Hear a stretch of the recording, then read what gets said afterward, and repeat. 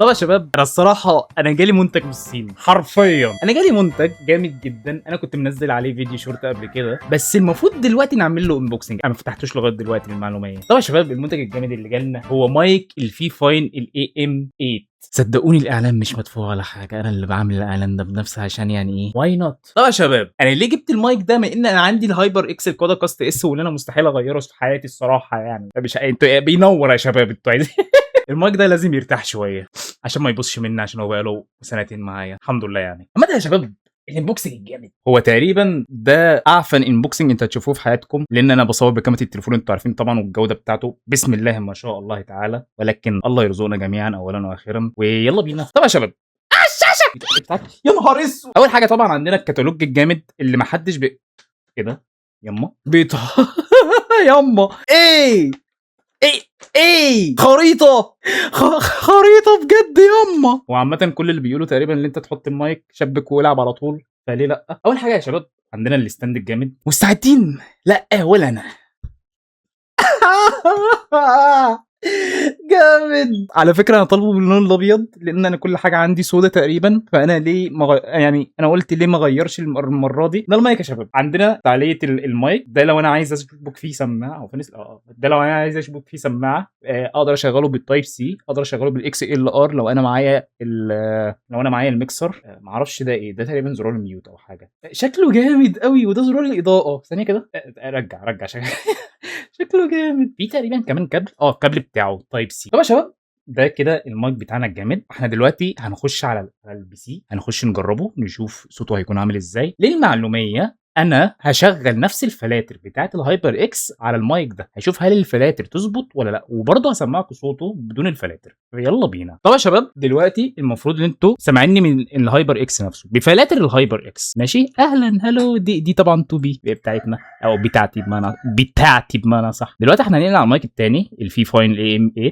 تيست. اوكي، دلوقتي المفروض انتوا سامعيني بصوت مايك الفي فاين الاي ام 8، بس انا مش انا شايف ان صوته ضعيف شويه من عندي هنا من المايك نفسه. اوكي انا شايف ان صوته عالي فعلا جامد. طب يا شباب، انا مش عارف ازاي انتوا سامعيني الصراحه، ما اعرفش الصوت عندكم عامل ازاي، بس انا شايف انا لو عليت المايك كده انتوا تقريبا ودانكم هتتخرم او حاجه زي كده، فاحنا تبا يا جدعان. المايك بجد شكله جامد. دلوقتي احنا جربنا بالفلاتر، حاليا هنجرب بدون الفلاتر. يا جدعان دلوقتي انا حرفيا فاصل كل الفلاتر بتاعت المايك. انا بجد ما اعرفش صوته عامل ازاي. انا اقدر ان انا اسمع، بس انا هتروش وانا بتكلم عامه.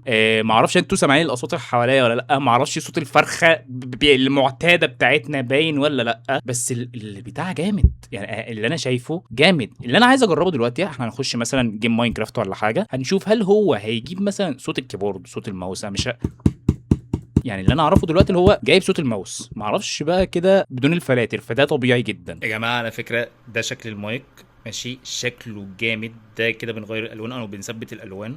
تمام، انا مستني ماينكرافت تفتح. المعلوميه ماينكرافت لسه عليها ياما جوه، وانا اسف على المنديل العاقل الموجود هنا. ده عامه في كذا لون زي ما انتم شايفين، عمال اقلب فيه الوان. البتاع جامد جدا. انا دلوقتي المفروض ان انا بسجل وانا صوتي بعيد اصلا عن المايك، فانا ما اعرفش هل هو جايب صوتي ولا لا. هو اللي انا شايفه اللي هو بعيد شويه بقى، مش عارف انتوا سامعيني ازاي. بس عامه ماينكرافت فتحت، يلا بينا. ده شكل المايك، انا موصله مركب عليه الستاند وموصله من تحت. تمام. طيب دلوقتي هنخش على ماين نجرب. طب يا شباب، هو دلوقتي حاليا انا في ماين، ما اعرفش هل هو جايب صوت الكيبورد ولا لا. انا مشغل الفلاتر على فكره، لان انا لاحظت اللي هو كان جايب صوت الماوس في البدايه، وما كانش الموضوع ظريف الصراحه. فاحنا هنخش ندور على اي روم. لا، دخلت الواحده بالغلط. لا يا معرس.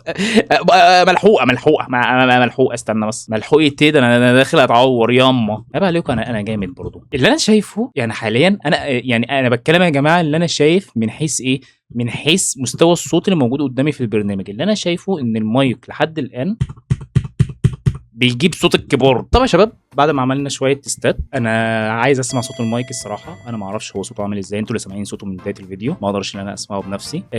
المؤشرات بتاعته حلوه جدا، بس ما عدا اللي هو جايب صوت الماوس والكيبورد. طبعا انتوا شايفين اصلا اللي انا حاطه على جنب الماوس والكيبورد على طول، مش زي المايك الهايبر اكس. مش عارف هو ظاهر ولا لا، بس المفروض هو دخل في النص في وشكم كده على طول. انا المايك الهايبر اكس حاطه على ستاند وبعده مسافه حلوه، فاهميني؟ انا حاطه في مسافه حلوه، فانا مش هجزم عليه الصراحه. انا حاطه في النص حرفيا، حرفيا، فطبيعي اللي هو يجيب صوت الماوس الكيبورد. مميز في المايك ده يا شباب، يعني بالنسبه لي زي المايك الهايبر اكس الصراحه. انا بحب المايكات يا شباب اللي موجود فيها مدخل السماعه ده. وغير كده موضوع انه يشتغل بالتايب سي وفي نفس الوقت الاكس ال ار هو جامد، بعيدا عن الستاند اللي انا حاسه هيتكسر مني في اي لحظه. خامه الستاند مش حديد، ده مش منظر حديد خالص. والستاند على فكره سهل انه يتركب جدا، سهل قوي. انا عارف ان انتوا سامعين اصوات انتوا مش عايزين تسمعوها، وانا لغايه دلوقتي انا مشغل يا شباب نفس الفلاتر اللي انا بستعمله على مايك الهايبر اكس بتاعي على نفس المايك ده بالظبط. انا ما اعرفش الدنيا